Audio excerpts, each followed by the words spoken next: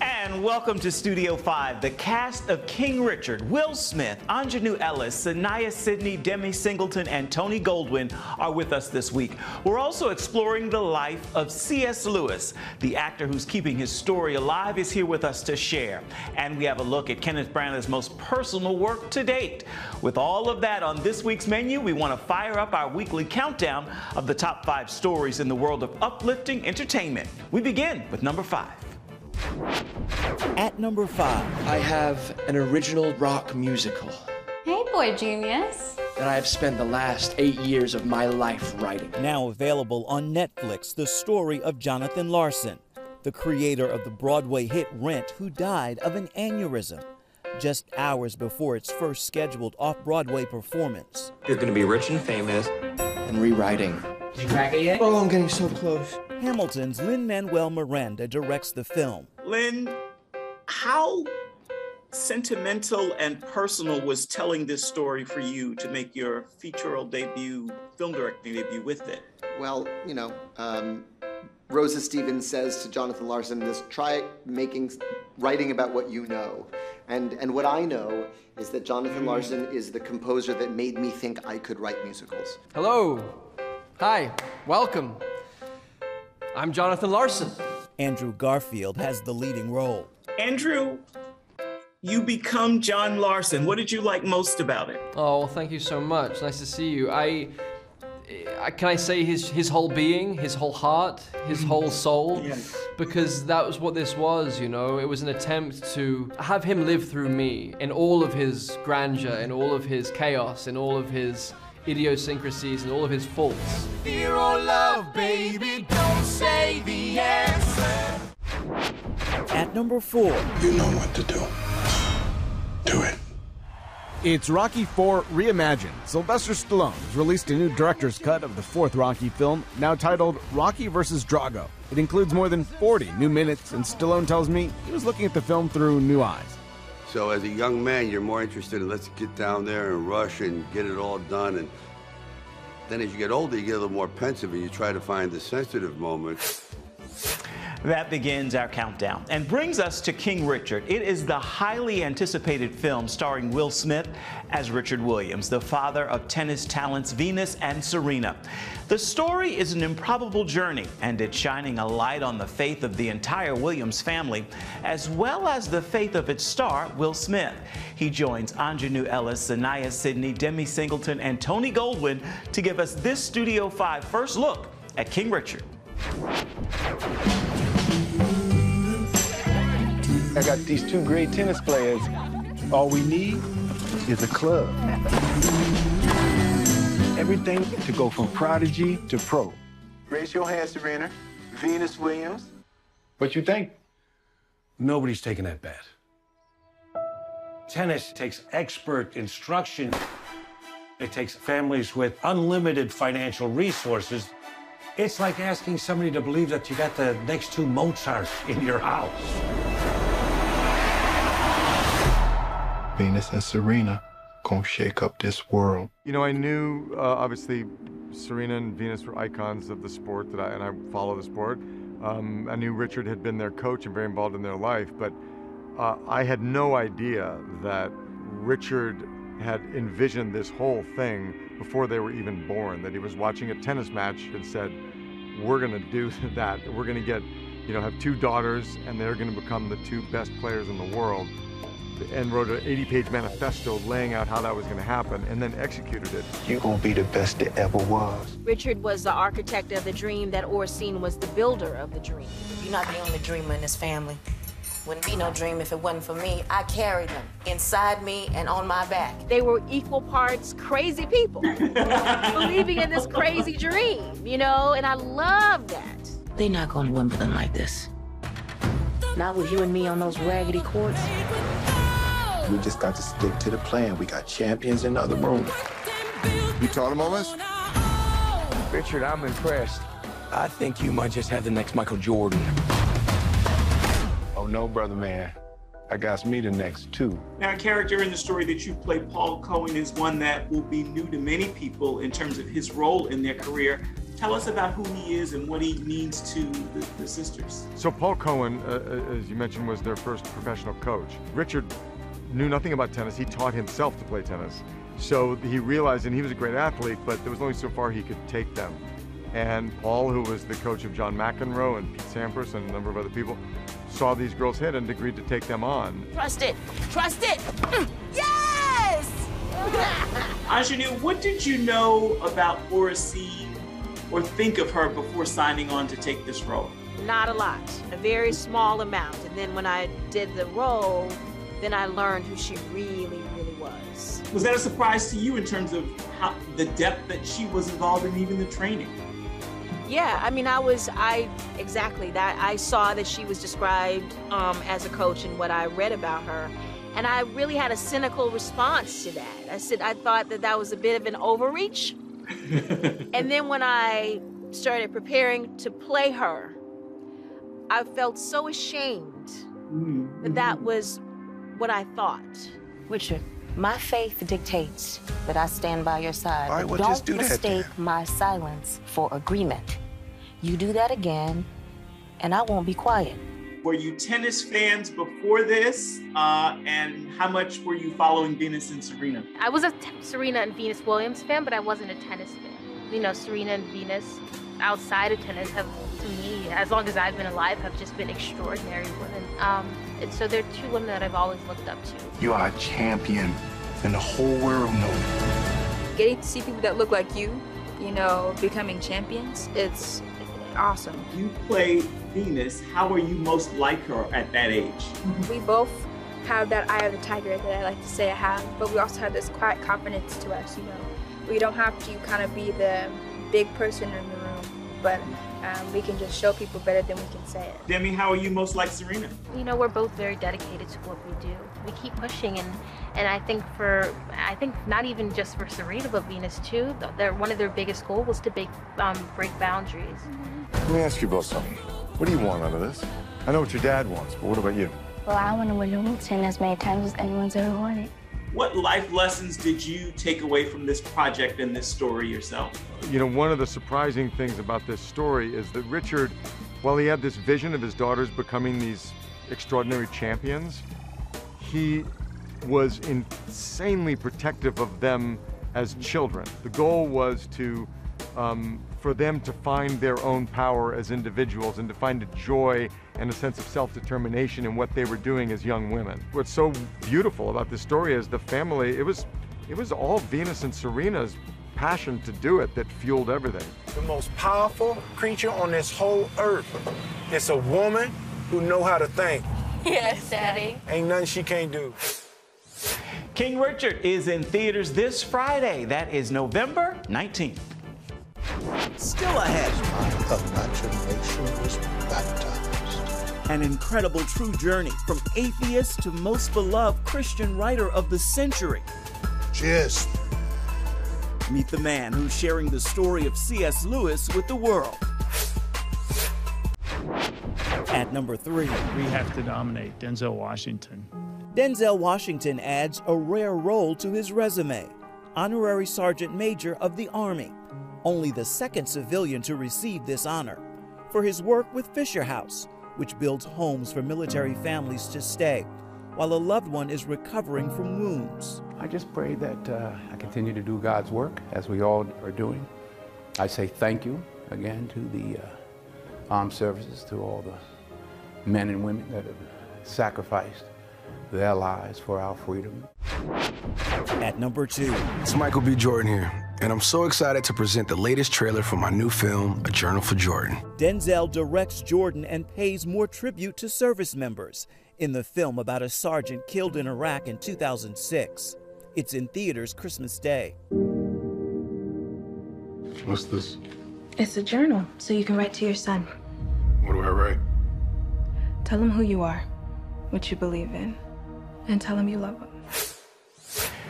The countdown continues in just a little bit. C.S. Lewis has an incredible true journey, and his path from hard-boiled atheist to the most beloved Christian writer of the century is the subject of the film The Most Reluctant Convert. In fact, by popular demand, its run in theaters was recently extended, and the film star, Max McLean, is with us in Studio 5.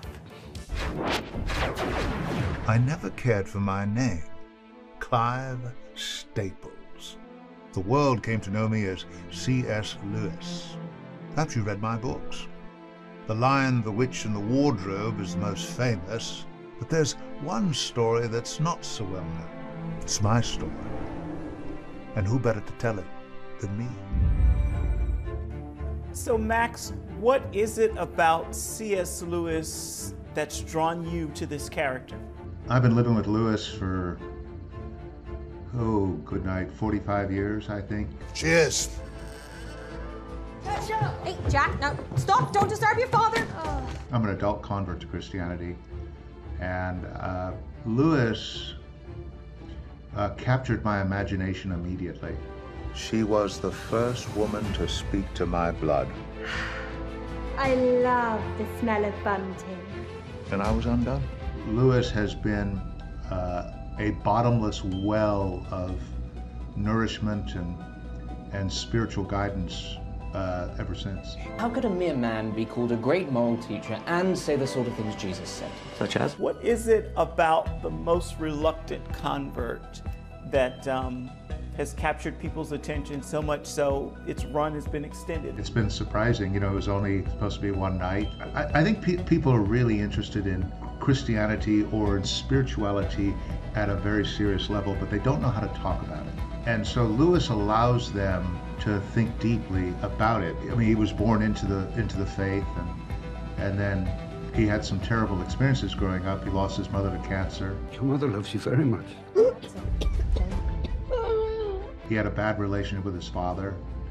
And, you know, after all these experiences, he came to the conclusion that either there's no God behind the universe, a God who's indifferent to good and evil, or worse, an evil God. Either there's no God behind the universe, a God indifferent to good and evil, or worse, an evil God. You know, he said famously, no, I did not believe God existed, but I was angry at God for not existing. Yeah, I love that line. So he was, you know, he was in a paradoxical position. And I think a lot of people are exploring those very same questions. Do you believe that logic and reason bring forth indisputable truth? I do. But beyond that, he realized that he was accountable to God in a very deep way, the God who created him. Do you see Max in CS since you've lived with CS so long? I think it might be a little bit more CS and Max. Ah. You know, he's really shown me the importance of the intellect, but not the intellect alone, but really integrated with the spirit and the emotions. For the first time, I examined myself with a serious, practical purpose. How do you think he would feel about this celebration of the work that he left behind? I don't know how he would feel about somebody playing him. You know? I think he would be a little bit embarrassed by that, not like the attention of that. But I do hope that people that love him see a lot of him in our movie. He's become a wonderful spiritual guide, not just to me, but to millions of people. And I do think that's one of the reasons why the film resonates so much. That night, as I read Phantastes, my imagination was baptized. The rest of me took a little longer. Pictures often speak more powerfully than words, and for that reason, we love sharing stories in pictures. Here's this week's Studio 5 Snapshot. Call it art imitating life. As America walks the journey of pay for college athletes, these are images from the film National Champions, a drama about a star college quarterback who leads a players' strike just hours before the biggest game of the year. It's a fight for fair compensation, equality, and respect for student athletes. And it's this week's Studio 5 Snapshot. Coming up next. I went away A deeply personal story from director Kenneth Branagh. Son, I've been married to your granny for 50 years. I've never understood a word you said. See why there's Oscar buzz around this truth-inspired tale of love, laughter, and loss. Next. This is the time to think about making a new start. I know nothing else but Belfast. Welcome back to Studio 5. Writer and director Kenneth Branagh's latest work is deeply personal, and there's already Oscar buzz around it. Belfast is a poignant story of love, laughter, and loss in one boy's childhood. And action! It was always, for me, a story of our time in that city. Belfast is a city of stories, and particularly at the end of the 1960s, it went through an incredible, tumultuous phase in its history. You wouldn't want to be the old man out in the street. You touch my family and I'll kill you. I and my family were part of that. It's a very, very personal remembrance of that time when Ken was a small boy. I think my dad wants us to leave Belfast.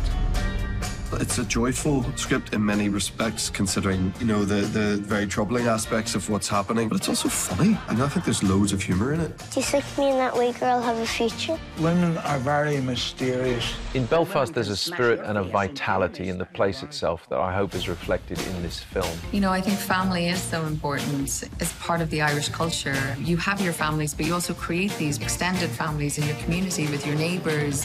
Ken and I actually grew up less than a mile away from each other. When we sent the script, that just opened up huge things in my heart about history, time, childhood. It's a spirit and a vitality and a humour which I think is very life-affirming. My ma says if we went across the water, they wouldn't understand the way we talk. That shouldn't be a problem, son. I've been married to your granny for 50 years. I've never understood a word you said.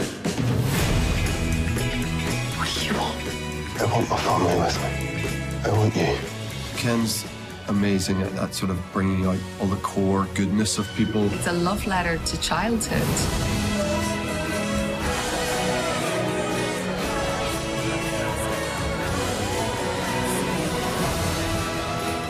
I hope that people feel the joy and sometimes the sorrows of what happens in that city. In stories like this, maybe we understand that we are not alone when we look at these reflections of other lives. You know who you are, don't you? Yes, Pa. Your buddy from Belfast, where everybody knows you. And your mommy looks out for you, your daddy looks out for you, the whole family looks out for you. And wherever you go, that'll always be the truth.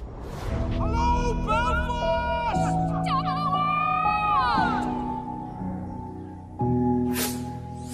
That's a quick look at Belfast, and this semi-autobiographical film is available to see right now. We have made it to the final story in this week's countdown of the 5 best stories in the world of uplifting entertainment. Here's this week's #1 story. At #1, it's a Studio 5 exclusive. The most powerful creature on this whole earth. It's a woman who know how to think. Yes, Daddy. Ain't nothing she can't do. Will Smith opens up about the power behind his latest acting role, playing Richard Williams, the father of tennis greats Venus and Serena. It was a family around this belief, and they trusted God. And they believed that their devotion would be rewarded. Richard, my faith dictates that I stand by your side. All right, well, Don't just do that mistake my silence for agreement. You do that again, and I won't be quiet. And in a rare conversation with an old friend, Will opens up about the power behind his own journey. For the 25 years that I have known you, right? Everybody that knows that you played a role in my life, in the church, the #1 question, they were like, yo, is Will a man of faith? Does he love the Lord? I'm like, yes. Okay, so but I want you to hear from the horse's mouth. Are you a man of faith? You can't. Do you love the Lord? You can't get where I get if you don't love the Lord. Exactly. You don't get to sit how I sit and move how I move if you don't love the Lord. Exactly. Yeah, Okay. you'd be seeing a whole lot of other repercussions. He shares the early days of that faith walk in his new memoir, Will, including church in West Philadelphia, born and raised, with his grandmother. I grew up, you know, you and I have talked about, you know, my relationship with my grandmother. Yeah, Resurrection Baptist Church. Resurrection. Exactly. Resurrection Baptist Church. Still ahead, the man, the myth, the legend. What you've come to understand as Will Smith, the alien annihilating MC, the bigger-than-life movie star, is largely a construction, a carefully crafted and honed character designed to protect myself, to hide myself from the world, to hide the couch. Welcome back to Studio 5. This week's soundtrack comes courtesy of some familiar voices in contemporary Christian music. It's Israel Houghton and New Breed, along with Doe Jones, known today as simply Doe. Take a listen and see why Broken People is what's playing in my ear this week.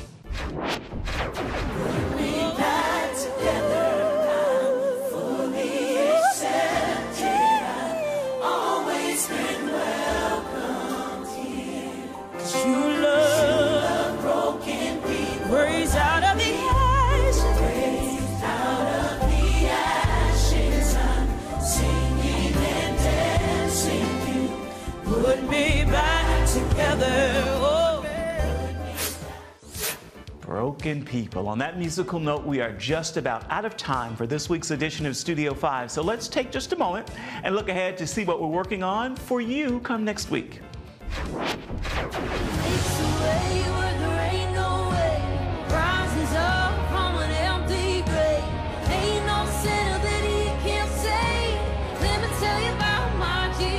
That's singer and songwriter Ann Wilson and her breakout #1 song. I know that he can do for you what he's done for me.